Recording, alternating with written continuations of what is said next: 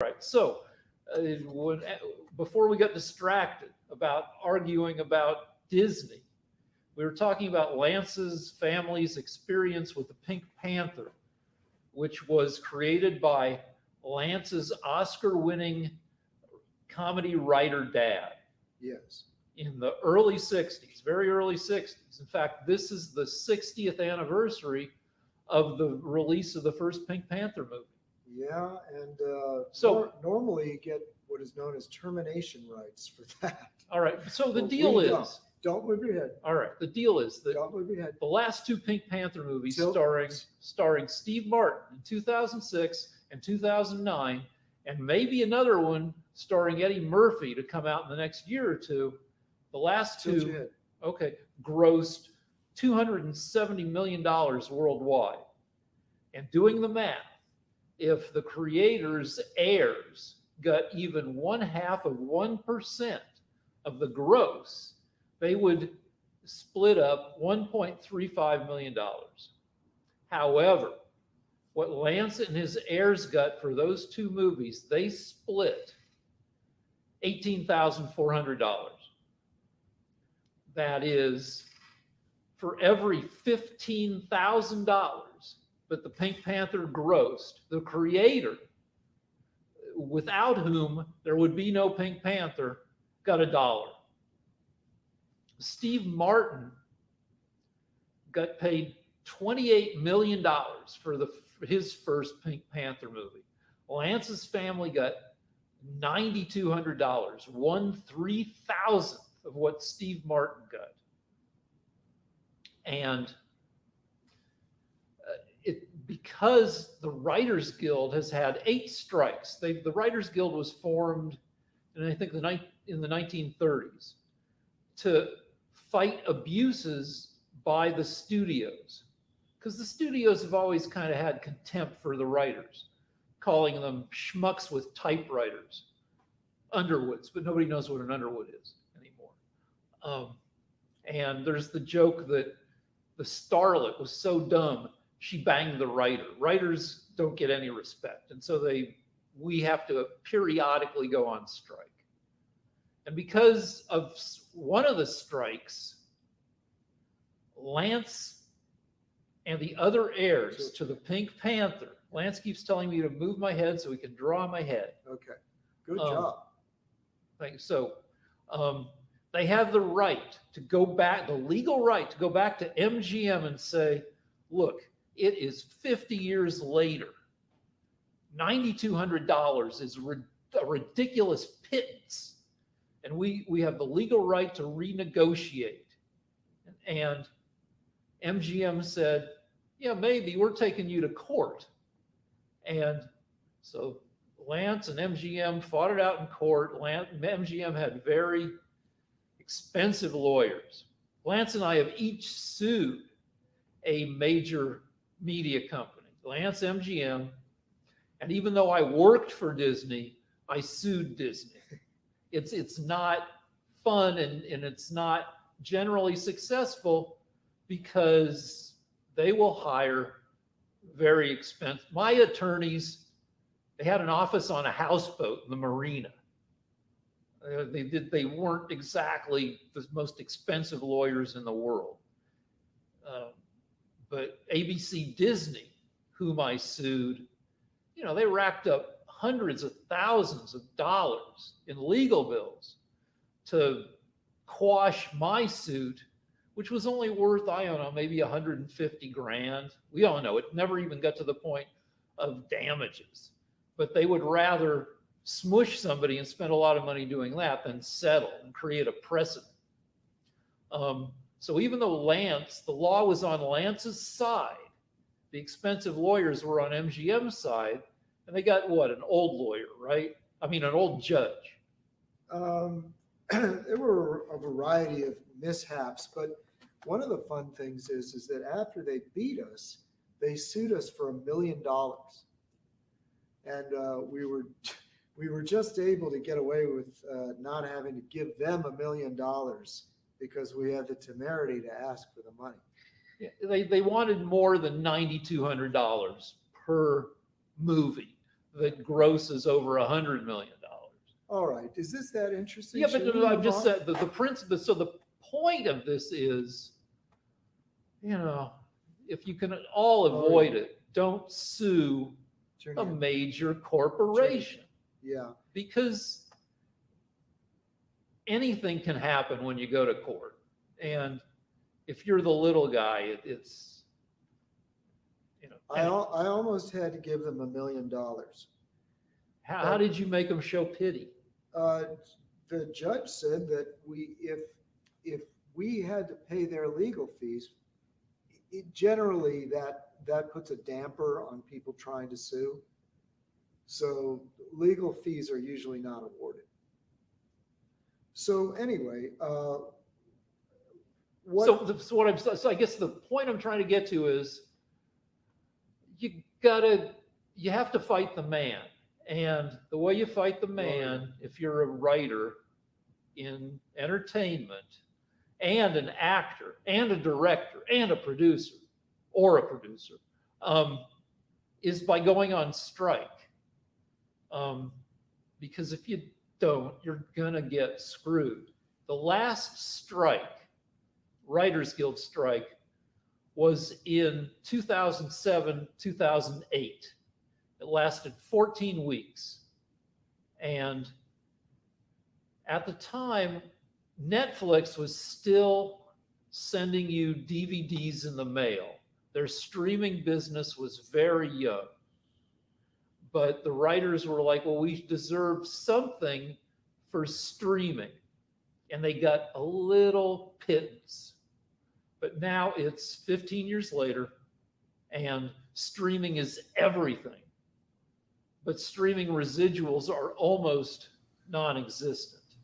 Speaking of streaming being everywhere, Lance and Rick, when are y'all going to start y'all's OnlyFans page? Because apparently there's a lot of rich women out there that are teenagers and everything that have got their OnlyFans pages and are making a whole wealth of money off of this. I think they have to be more tightly clad. And of course, they usually are female instead of males and everything. But there's some males that are making money as OnlyFans. So when are we getting the Rick and Lance OnlyFans page where y'all will be making thousands, if not tens of thousands, if not hundreds of thousands of dollars, like some of these teen starlets that apparently are making quite well? Best I can tell, they just walk around the swimming pool and talk about whatever they're doing, scantily clad and all in that space.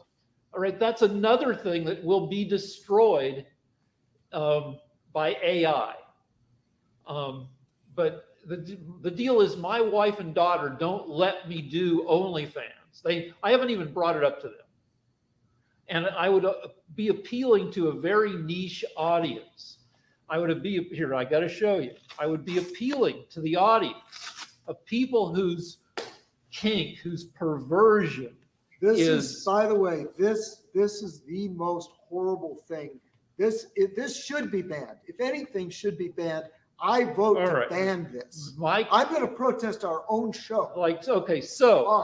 Horrible feat. My OnlyFans page would be devoted to people who have a thing for horrible feet. Whose second toes are 2 3/4 inches long, who have caveman feet. Is it a sign of intelligence? I mean, does it mean anything? I don't know. I've heard that, but people were trying to just make me feel better about my feet. Trying to make you feel better about your feet and everything. Let me do. Hey, Lance, getting off his feet there for a second, I do have a question once again for you and everything. I had the pleasure or displeasure, this was decades ago, of being invited to a party, and it was one of those parties that was at a local nightclub here in North Carolina, and it was a very interesting party. It was actually a very mixed party. You would have enjoyed it, Lance, because it was in a country club, literally a country club. One of the people that was there was a group of brides, or people that were having the bridal shower type party. So the bridal shower type party. There was also, this was in one of the early wars, so there were people getting ready to go off to, I think, Afghanistan. And then there was the swingers group. There was a swingers group party as well. So there was 3 parties going on at the same time. And when I talked to the swingers folks, some of them were quite conservative. So I did not know that this was a conservative thing. But there was a retired police officer, there was a teacher, and some of them I'm pretty sure might have voted for Trump. So is this a thing in the conservative circle? This notion of swingers and everything, or is this just like it crosses all kinds of boundaries, whether they be liberal, conservative, or whatever? I know it's a subsection, but it seems to be a large subsection. You know, I would like to find that was true. I mean, I haven't been invited. I'd like to think that my colleagues in MAGA are getting it on like that. But I was never invited. I was only invited to maybe 2 orgies in my life, and unfortunately, I got the addresses wrong both times. Can you believe it? So I once went to a Mensa sex convention in San Francisco. Wait a minute. Does that even go together? Mensa is like the super intelligent people and the sex It convention. does not, because the Mensa membership is probably, I don't know, 93 to 95% guys. So no, I did not achieve any kind of my objective. All right, what happened was many years ago, don't move your head. my entire Lower your head. teen life and early 20s life was devoted to getting a girlfriend. And I would take desperate measures. And at one point, back when Playboy was still a magazine, they did a photo feature of the naked women of Mensa. And I'm like, aha. I quickly joined Mensa, not to meet those women, but I thought, if Playboy's going to do this, then Playgirl is certainly going to do the naked men of Mensa. And I was a dumb young adult, and I had no idea that Playgirl was, most of its readership was gay guys. And Playgirl had no intention of doing the naked men of Mensa. That just never happened.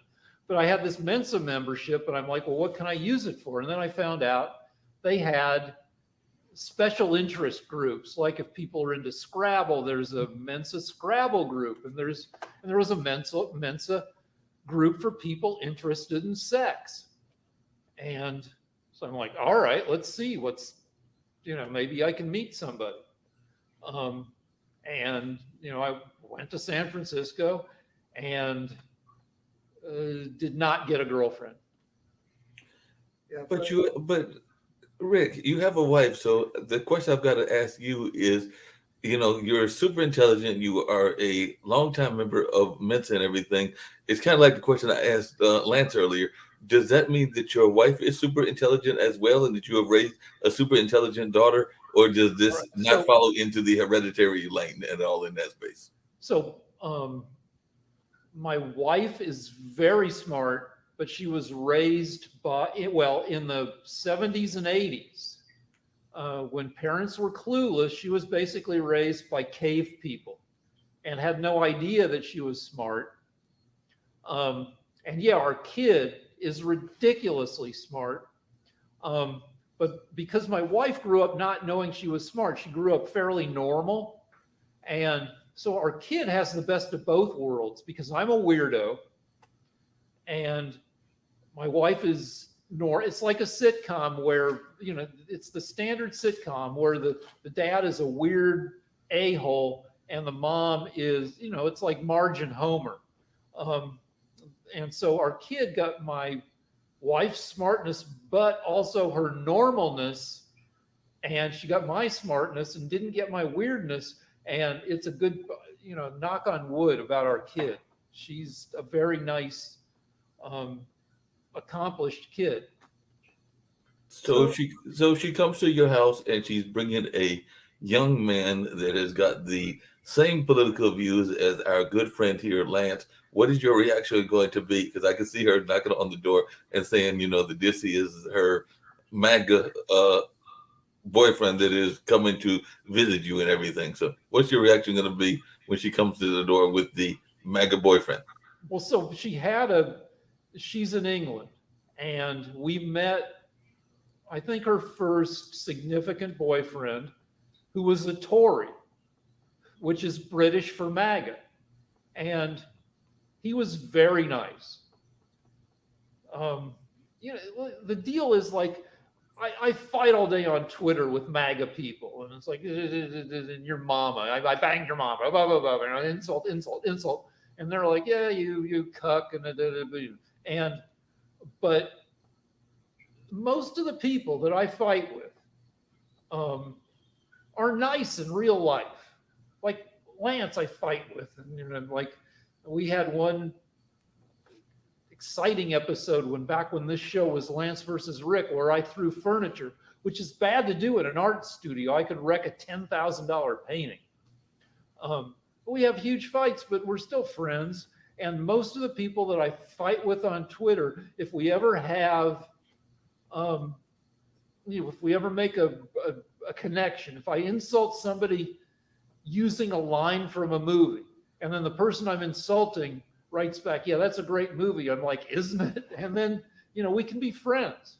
And it's, people, it's a well-known truth that people are bigger a-holes anonymously on social media than in person, and when they get to know each other. Yeah, that makes a lot of sense. Hey, Lance, I got to come back to you and everything because I had a question. I've heard two of these episodes now and all in that space, and it has come across my mind. Actually, we have another person that is on the network that is of the Acton royalty as well. He's actually also does a lot of selling of weed and all in that space. But as I recall, Jeff Icon and everything is definitely the related to the Cheers creators and all in that space, or at least one of the Cheers creators. So both you and Jeff would be what are considered television and Hollywood royalty. But you just said that you only went to 2 orgies. I thought that was almost a prerequisite He for didn't being a even Hollywood. make the orgy. Well, let me explain. So what happened was this: I was invited to the orgy, and I just knew it was going to be an orgy. It was just sort of like, I knew the girl, and she said, "Listen, there's going to be this party. It's going to be kind of a special party, and I just want you to be invited." And I thought about it because, I'm very conservative. And I thought, I would never lower myself to such a thing. I think it's degrading. And I thought about it, and I thought about it, and I ran for the car about a half hour before it was supposed to begin. And I raced down the freeway as fast as I could. Unfortunately, it was downtown before we had GPS. So I found myself driving through downtown in, the worst part of town. It's like a war zone down there in the middle of the night. I knew that I was going to miss the orgy. So I saw up ahead, there were these guys with a trash can full of fire. And they were trying to keep warm. I guess they were sleeping on the street or something. And I pulled up to them, and I rolled down my window because I was going to ask them, "Hey, you guys know where the orgy is?" And then I realized, no, they probably aren't going to know. And I've made a fool of myself, and I've abandoned my principles. So I drove home that night depressed and feeling like a real failure. And the next day I saw the girl at work, and she was very happy and relaxed. And I carry that with me, even though I am a MAGA guy. You regret that moment that you missed that opportunity. I have to say though, you're making a sort of a fundamental error of perception though, and that is that there are conservatives because of economic issues, international relations, and there are conservatives because they are faith-based, and they usually the faith-based people will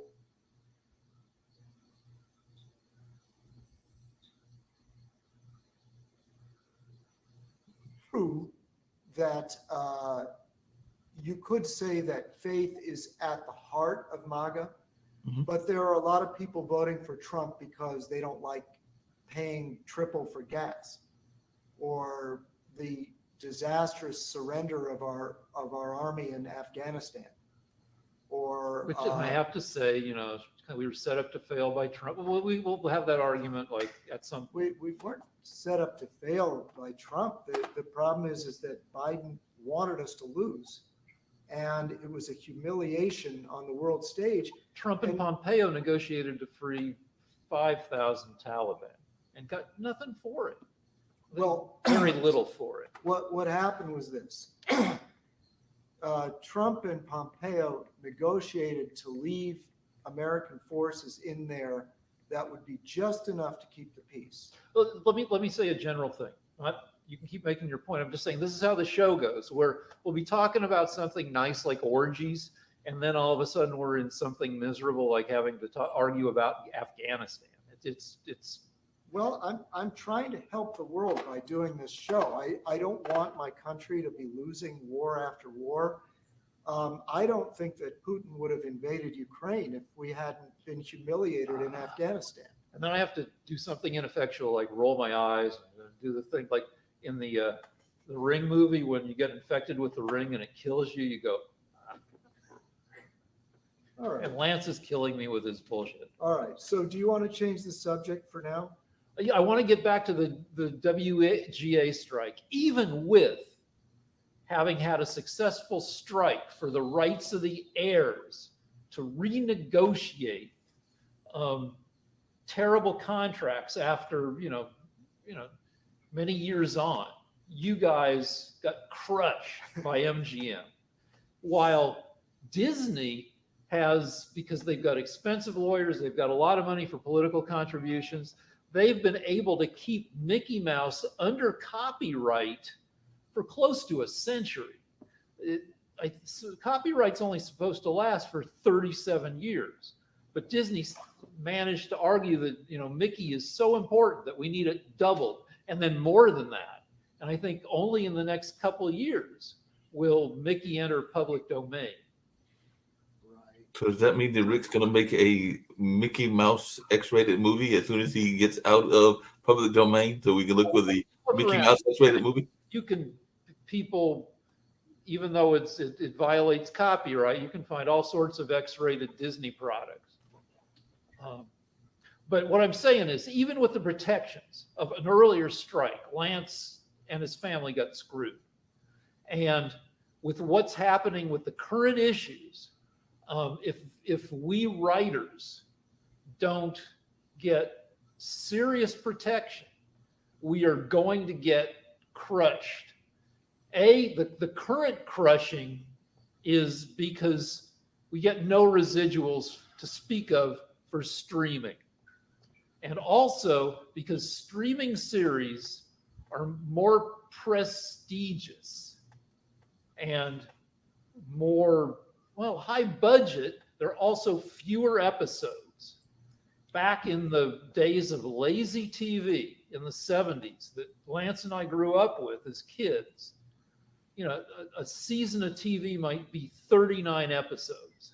Would that be the same lazy TV that I used to watch where I saw Charlie's Angels go on a ski resort trip and they were wearing bathing suits, which makes no sense. You're in the middle of a ski resort. Charlie's Angels was part of the great ABC no bra era, challenge of the network stars, wet swimsuit, competition.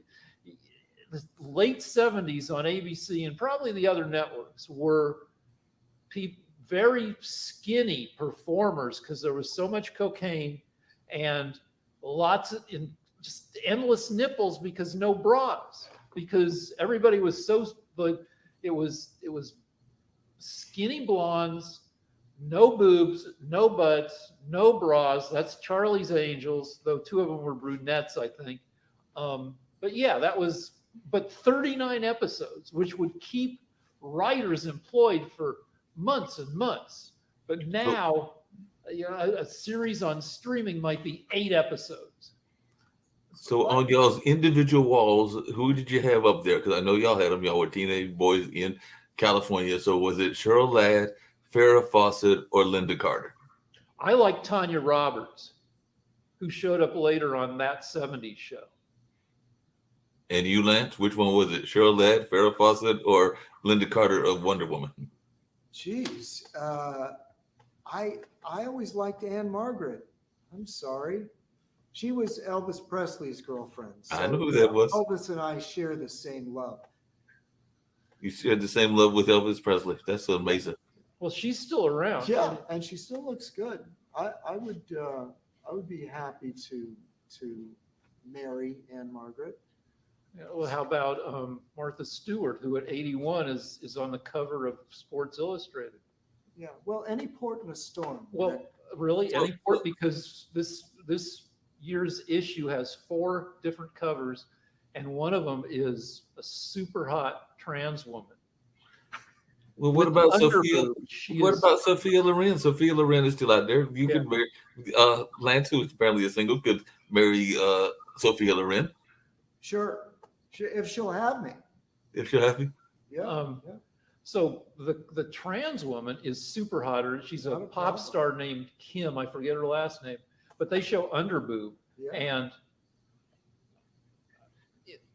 I've decided in my old age, now I've been married for 32 years and I haven't really cheated. So, a lot of possibilities are foreclosed for me. But as a much younger man, I had, I probably could have gotten with a trans person, but I was how much time do we have? We're about ready to wrap up on this one, but I was very scared that the hottest woman that I could have gotten with was trans. And I knew her both as a man during the daytime and as a woman at night. And as a woman, she was, oh my God, she was super hot. She was 6 foot tall, red haired, and made it obvious she was down for whatever. And I didn't do it because I was afraid that the penis would intrude. And I was a chicken, and just now I, offered the same opportunity, I would say, all right, there's another penis involved. Who cares? The hotness here is more important than, I've touched a penis 50,000 times. It's been my own, but it's just, another, if I happen to run into another one on the way to making out with a super hot woman, okay. We're going to have to get to your other career in a second when we come back on all of that. But I did understand, and this may shock Lance as we get ready to go to another commercial break, that I understand that Rick was actually trying to, you heard me try to hook Lance up with AOC. I understand that earlier Rick was trying to hook Lance up with Dylan Mulcahy. So definitely that was going on as well. So I don't know how Lance was going to feel about Rick hooking. Mulvaney? Yeah, and the thing is that I might not know the difference. Well, she looks delightful. She looks like, I think she just looks like a lot of fun to hang out. I mean, if I've had a couple of drinks and it's late at night and the light is dim, many a man has fallen. There's a song, Lola, by the Kinks. Yeah, and here's a guy you'd want to share a foxhole with, and he winds up disgracing himself and not even realize it's happened. But it's not a disgrace. Who cares at this point? All right. Commercial. On that point, we're going to take a commercial break, and we're actually going to hear from one of the sponsors of this network, because Nick also has his pension company. So we're going to hear from the pension company and a couple other folks as well. One of the things that business owners forget a lot is to prepare for their own retirement. Hi, my name's Nick Palavita, and today I'm with a very special guest, a certified financial planner, a chartered retirement plan specialist, and president of National Pension Partners, Max Couliet. Max, tell me what you do at National Pension Partners. Well, Nick, we help successful small businesses and professionals put together retirement plans that provide them the maximum retirement benefits and big tax deductions at the same time. Well, how do you do this? Well, we get on an internet conferencing system with the client. We review their goals, what they want to accomplish, and then put together strategies to help them in implementing a retirement plan that benefits them, not everybody else. Well, that sounds really good, but how much does this cost? Well, it's really not bad because the first consultation is free. That allows us to go through and discover whether this strategy works for that business and for you as the business owner and helping you maximize your retirement.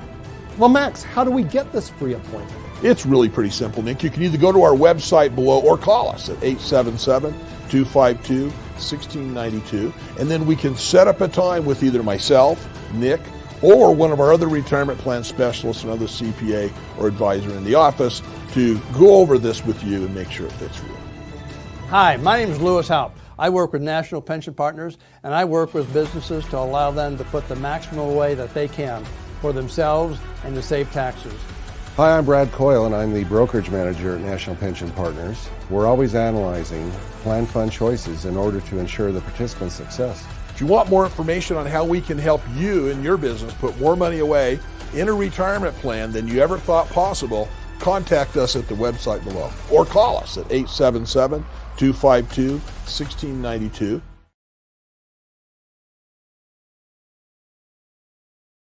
Recognize the excuses are not valid. They're conjured up, they're fabricated, they're lies. And how do you stop the lies? You stop the lies with the truth. The truth is, you have time. You have the skill, you have the knowledge and the support and the willpower and the discipline to get it done. The fruit of everything good in life begins with a challenge. Everything is uphill this required. And it's not going to come to you, and it's not going to fall in your lap, and it's not going to be something that, oh my God, it just was so simple.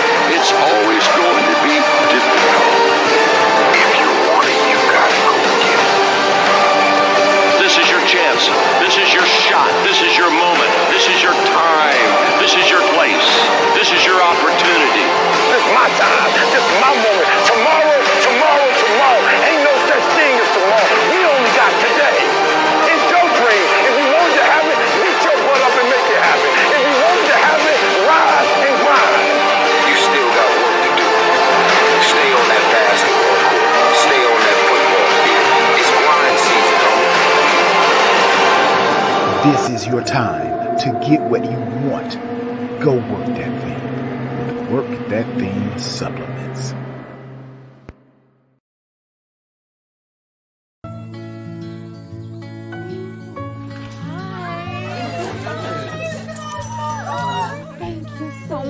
Fostering a pet for a friend or neighbor can keep families together. Learn more at petsandpeopletogether.org.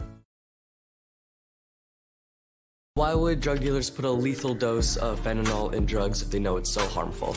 It's cheap, it's potent, and it's profitable. Really just all about the money.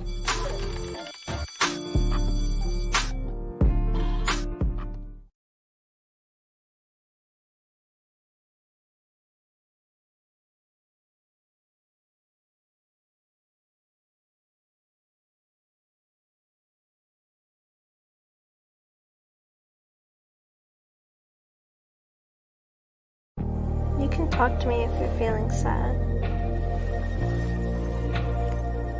Thanks for hearing me out, bro. Whenever you need to talk, I'm here, okay?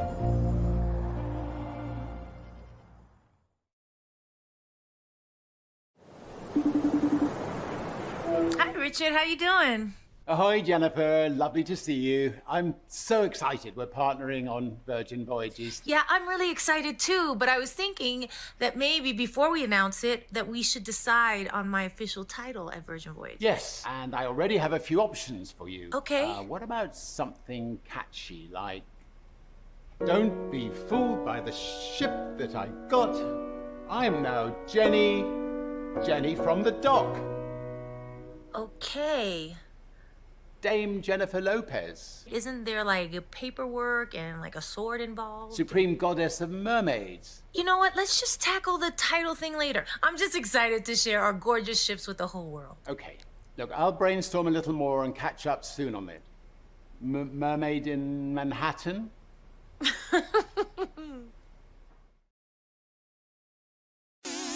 Dress like a new Funk Radio Tour star with these new Funk Radio Tour unisex touring jackets. Available now at newfunkradiotour.com/merch.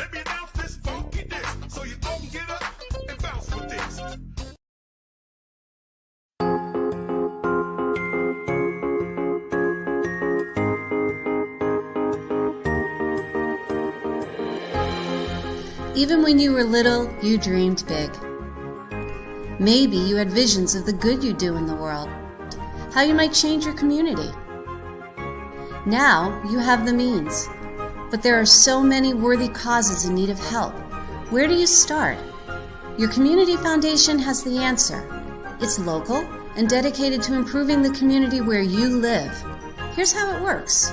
You can start your own fund by giving cash, stock, real estate, or other assets. If you wish, your community foundation will help you match your interests in the arts, education, economic development, or other causes with charities that share your passion. Plus, you can decide whether you want to give now or later.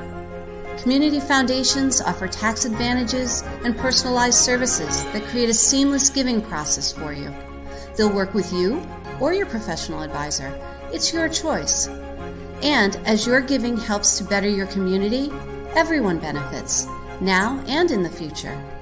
Community foundations help you on your path to personal philanthropy, making it easier for you to do good. So when you're ready to give, visit your community foundation. Together, we can create something special that will last forever.